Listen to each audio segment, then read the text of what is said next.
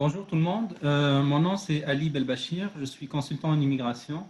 Je travaille au bureau international à l'Université d'Ottawa. Puis euh, on fait une série de vidéos par rapport à certaines démarches. Puis aujourd'hui, on va parler des cas de refus. Donc ce que je vais vous montrer, c'est la procédure que je recommande à faire. C'est sûr que bon, il faut s'adapter selon euh, le type de refus, mais ça, c'est une procédure générale qui va vous être bénéfique là, par rapport à la démarche à faire suite à un refus. Donc, quand vous allez recevoir un refus, d'habitude, bon, vous recevez une lettre de Immigration Canada, IRCC, et puis c'est une lettre générique où l'agent des visas, l'agent d'immigration, vous a refusé votre demande, et puis il vous énumère selon la loi sur l'immigration, protection des réfugiés, les articles selon lesquels il vous refuse. Donc, je vous donne quelques exemples. D'habitude, bon, ils peuvent dire, je ne suis pas convaincu que vous allez quitter le Canada compte tenu de vos ressources financières ou bien compte tenu de vos liens dans le pays de résidence. En tout cas, plein de raisons. Euh, et puis, dépendamment des raisons, l'approche que je recommande, c'est euh, faire une demande de reconsidération, c'est-à-dire envoyer une requête pour dire pouvez-vous réexaminer le dossier. Je pense que le dossier était complet, je pense que les raisons ne sont pas valides, ou bien je pense que peut-être l'agent n'a pas bien apprécié les documents que j'avais soumis. Donc il faut faire attention par rapport aux termes que vous allez utiliser. Une demande de reconsidération, c'est une demande informelle. Euh, Ce n'est pas une demande ou bien un processus qui est établi, mais ça peut résoudre aussi des malentendus. Donc, c'est quelque chose qui vaut la peine de le faire dans certains cas. La demande de reconsidération, je vais vous montrer comment la faire en ligne. C'est simplement entrer en communication avec Immigration Canada à travers leur formulaire web, mais aussi préparer une lettre, une bonne lettre de reconsidération. La deuxième approche, en simultané aussi, c'est d'aller chercher plus de détails. Donc, chaque client, chaque demandeur, chaque individu qui fait une transaction avec Immigration Canada a un dossier interne au ministère. Donc, et puis ce dossier-là, il est maintenu pour une durée légale, des fois 10 ans, 15 ans. Bon, je ne sais pas exactement, mais je sais que les dossiers restent pendant une bonne période de temps. Donc, l'essentiel, quand vous avez un refus, l'agent d'immigration a pris des notes internes qui sont pas partagées. Donc, eux, ils vont vous émettre une lettre de refus générique euh, et puis qui explique les raisons, mais les raisons internes, en tout cas les détails, disons, ne sont pas divulgués. Donc, vous devez faire une demande d'accès à l'information afin de comprendre dans un langage clair c'était quoi l'inquiétude de l'agent d'immigration. Par exemple, la lettre de refus générique, elle va dire je ne suis pas convaincu que vous allez quitter le Canada compte tenu de vos ressources financières, point. Et puis là, vous vous demandez, mais c'est quoi exactement? Moi, j'ai donné un compte bancaire bien garni, j'ai donné une lettre de prise en charge, j'ai une bourse. Qu'est-ce qu'il veut de plus? Mais il n'y a pas de discussion, il n'y a pas un échange. C'est vraiment, vous faites une demande, vous recevez une décision. Donc, dans ce cas-là, c'est un refus. Il n'y a pas un échange, vous pouvez écrire à monsieur l'agent des visas, qu'est-ce qui s'est passé. Donc, pour comprendre, il faut faire une demande d'accès à l'information et quand vous allez demander votre dossier, le dossier spécifique de cette demande-là, vous allez voir la note, c'est un paragraphe, quelques mots. Ils vont dire, bon, j'ai reçu une lettre de prise en charge qui n'était pas bien signée, ou bien je ne suis pas sûr que cette personne-là est solvable. Donc, vous allez voir les commentaires détaillés de l'agent là-dedans. Et puis ça aide pour deux choses. Ça aide pour, un, continuer dans la reconsidération, de dire l'appréciation de l'agent n'est pas valide ou bien peu importe. Oui, le document il est bien correct, il n'est pas frauduleux, X, Y, Z. Ou bien ça peut aussi servir si jamais vous avez vraiment fait une demande qui n'était pas forte. Ça peut servir pour faire une nouvelle demande et puis vous allez la bonifier. Donc, quand vous allez faire une deuxième demande, surtout pas la refaire très vite parce que vous allez avoir un deuxième refus. Donc, le premier refus va rester, ça va rester comme une trace. Donc, le nouvel agent, quand il va voir, et puis vous allez resoumettre les mêmes documents, vous allez recevoir le même refus. Donc, c'est mieux de dire, bon, la première demande n'était pas assez convaincante. S'il y avait ces points-là qui n'étaient pas clairs pour l'agent, voilà, on clarifie ces points-là. Et puis, là, je pense que le dossier est complet. Le deuxième agent, c'est sûr que le deuxième agent doit examiner la demande pour son propre mérite. Donc, la première demande ne devrait pas influencer, mais il ne faut pas oublier que tout reste dans le système. Donc, et puis que les agents ont des critères de traitement de dossier. Donc, même s'il y a une différence, ils devraient tous arriver à la même conclusion en général, à la même appréciation.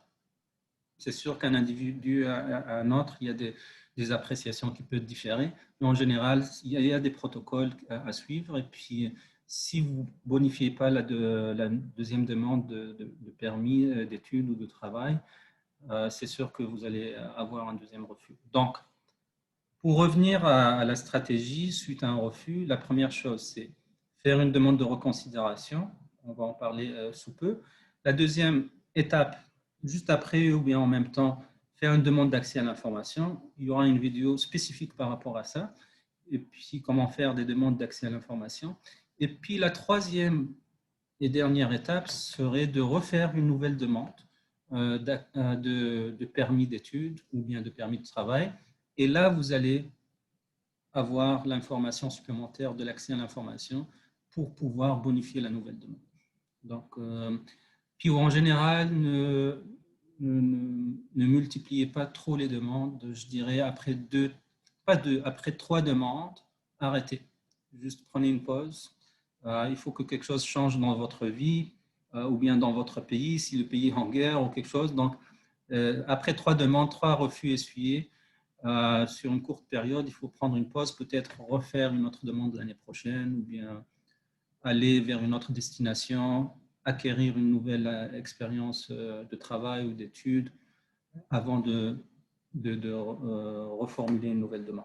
Mais moi, je dirais, j'ai vu des dossiers où il y avait 2 refus, le troisième a passé, mais après le troisième, je ne conseille pas le client de continuer parce que ça va juste être des refus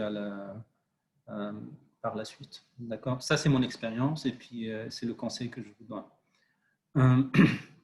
Donc, parfait. Donc là, ce que je vais faire, je vais arrêter la vidéo pour l'instant et puis ce que je vais faire, je vais aller partager mon écran.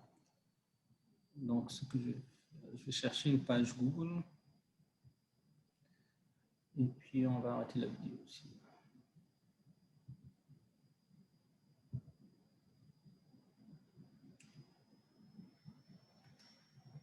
OK. Donc, pour faire une demande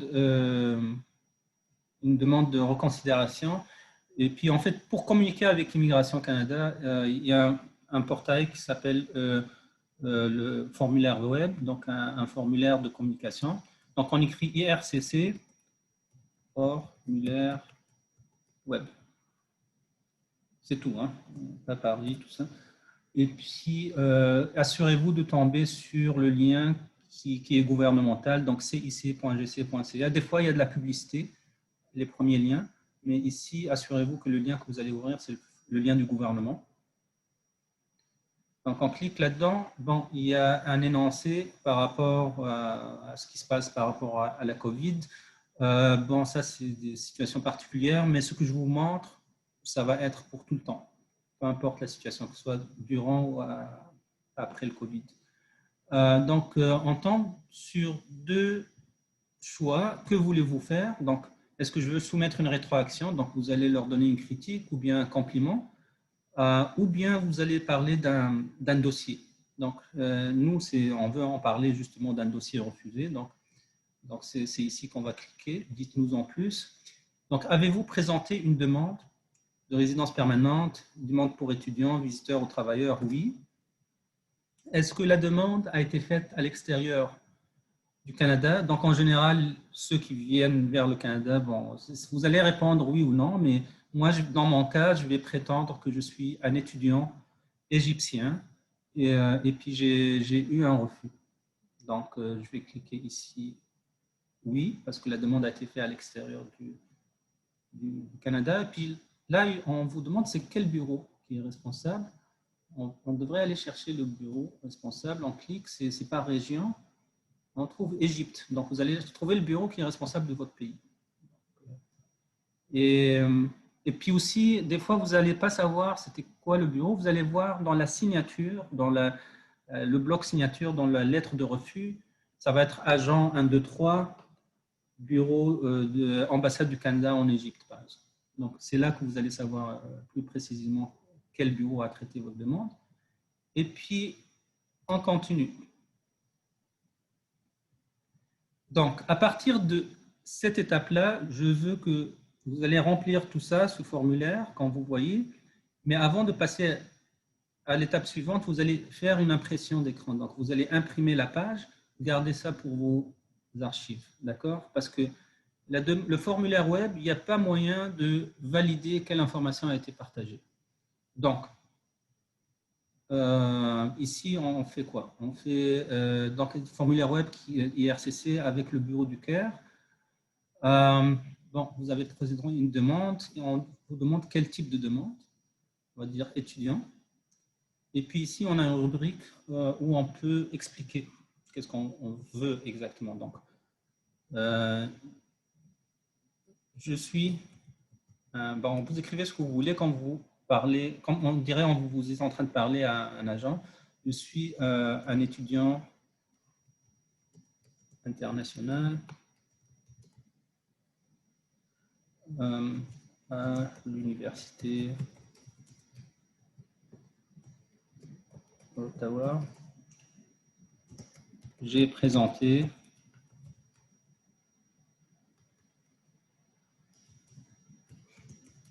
demande de permis d'études. Là, vous allez chercher le numéro de la demande. Donc, sur le papier, la confirmation de soumission de la demande de permis d'études ou bien même dans la lettre de refus, vous allez trouver un numéro qui commence par un S. S et puis une série de chiffres. Donc, on va dire, vous allez le chercher puis vous allez l'écrire ici. Donc, S 1, 2, 3, 4, 1, 2, 3, 4. C'est juste à titre d'exemple. Et vous allez le mettre ici. Vous allez le chercher. C'est en général en haut à droite, je pense. Je ne suis pas certain, à droite ou à gauche, mais c'est en haut de la lettre.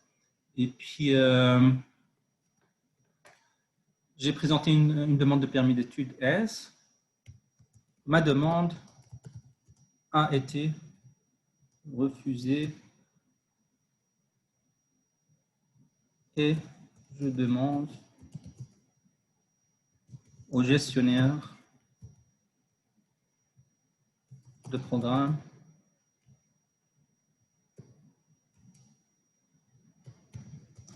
de reconsidérer ce refus. Voir lettre jointe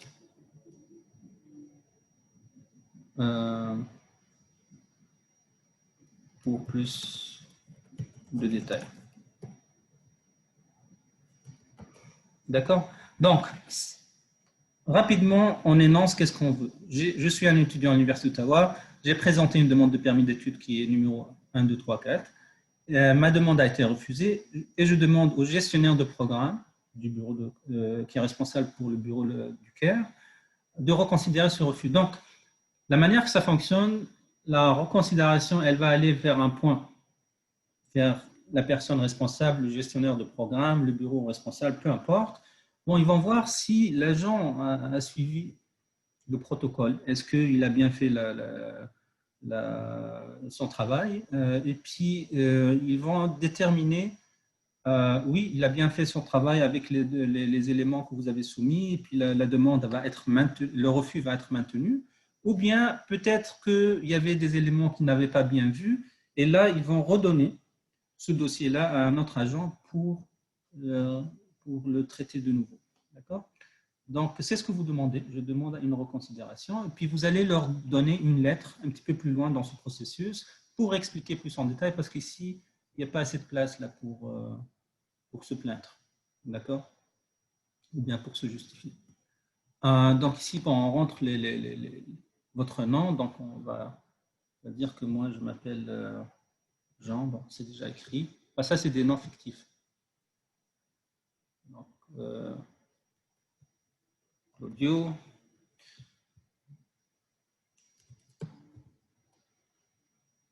Donc c'est important de mettre une adresse email qui est valide et une adresse email que vous allez consulter, parce que c'est là où ils vont vous envoyer la suite là, par rapport à la reconsidération. Votre date de naissance.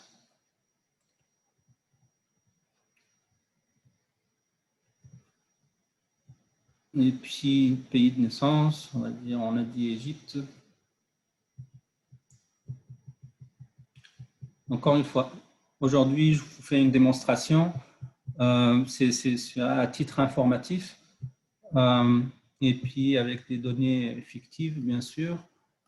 Mais je pense que ça va vous aider à comprendre le processus. Si vous avez besoin d'un, comment dire, si vous avez besoin de plus de services ou bien plus de détails, c'est vraiment bien de venir nous voir spécifiquement pour qu'on puisse voir vos documents et puis vous donner un conseil spécifique à vous. Mais ça, je pense que pour des demandes, des refus réguliers, ça va vous donner au moins une idée là comment ça fonctionne. Donc là, je continue le formulaire. Numéro d'identification de client, c'est un numéro qui commence par 11 maintenant. Ça peut être 8 chiffres ou bien 10 chiffres. Donc, vous allez le trouver aussi sur toute la correspondance que Immigration Canada vous envoie. Et puis, c'est votre numéro d'identité unique. Donc, vous allez le chercher et vous allez le taper ici. Donc, 1, 2, 3, 4, 1, 2, 3, 4. Numéro de la demande, c'est le S.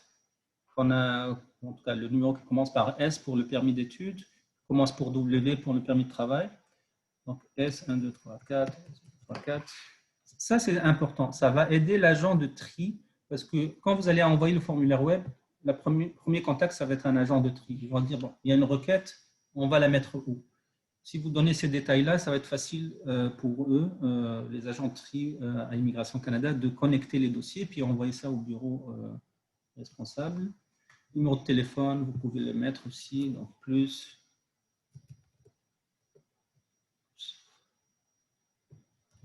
20.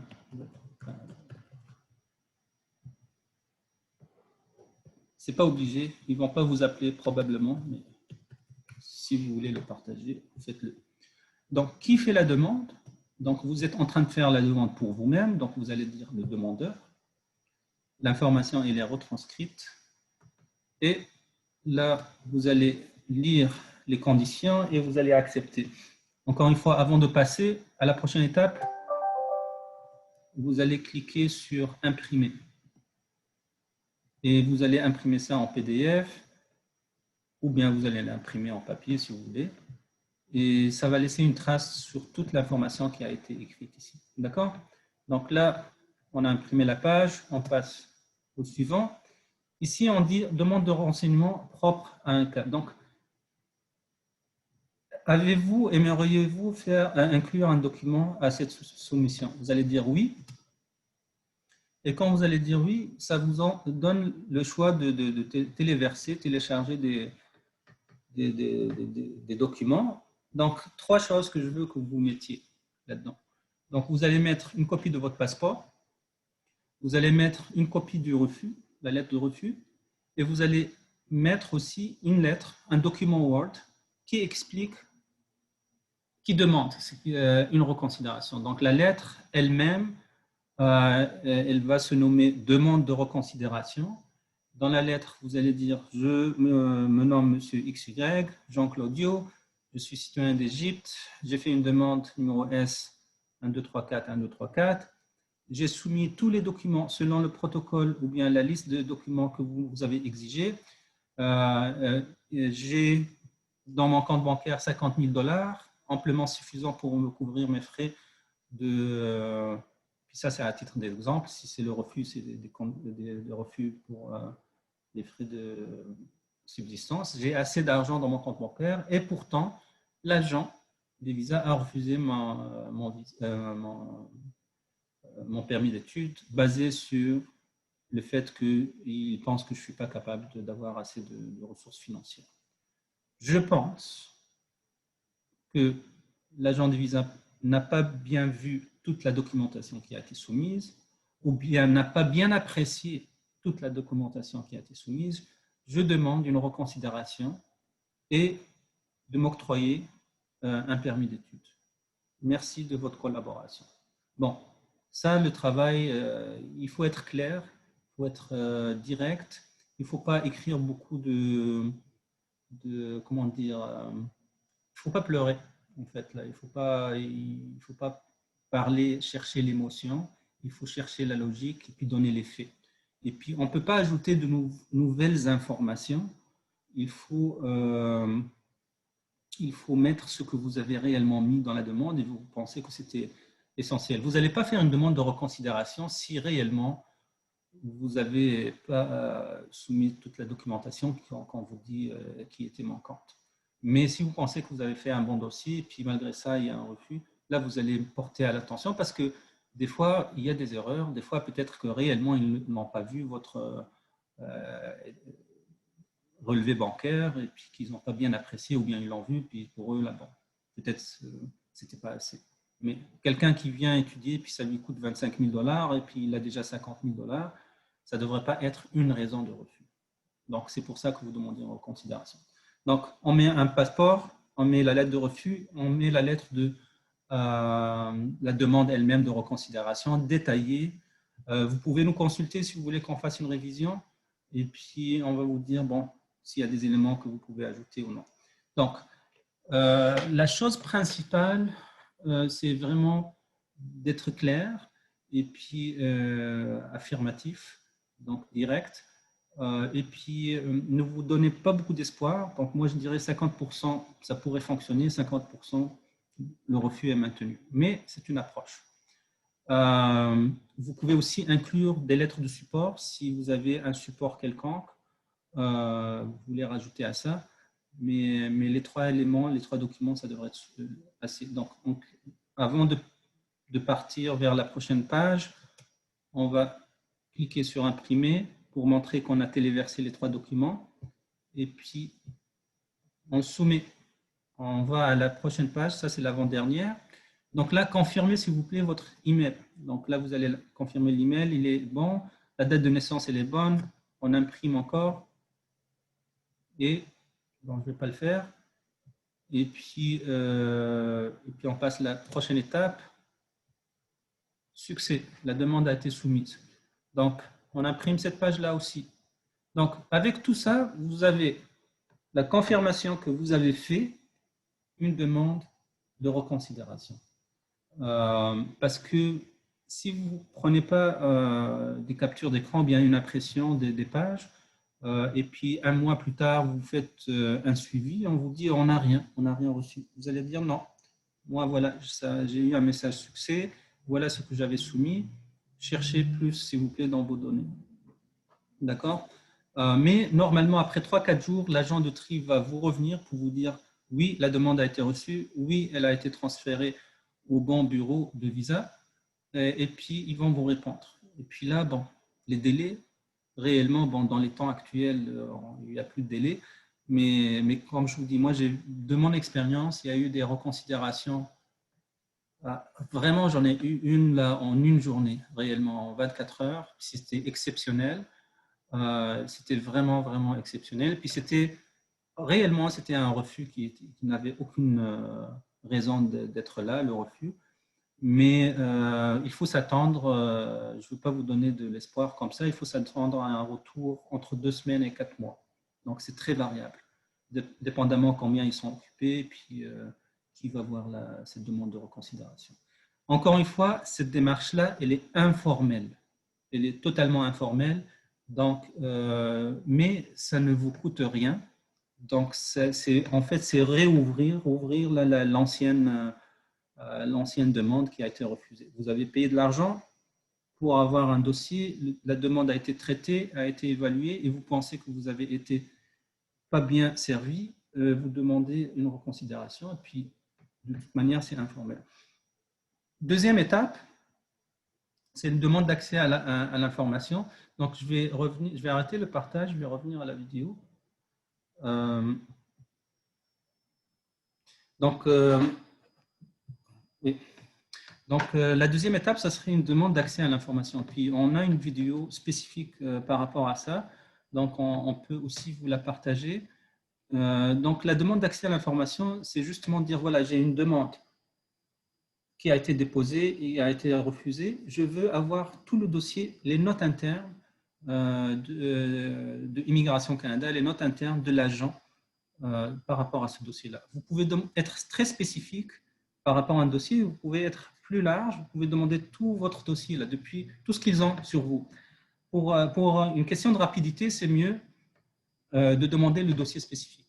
Donc, l'agent de tri, en fait, il va être capable d'envoyer ça à une section spécialisée, puis eux, ils vont pouvoir vous envoyer ça par email. Donc, regardez la vidéo, comment faire une demande d'accès à l'information. Et puis, la dernière chose, puis ça prend à peu près 4 semaines dans les temps normaux, 4 à 6 semaines, mais ça peut prendre plus de temps. Mais si ça leur prend plus de temps, ils vont vous aviser, ils vont vous le dire qu'ils ont besoin de plus de temps parce qu'il y a une surcharge de travail. L'autre démarche, ça serait de faire une nouvelle demande de permis d'études basée sur la réponse de reconsidération, basée sur l'accès à l'information. Donc, suite à la reconsidération, il y a deux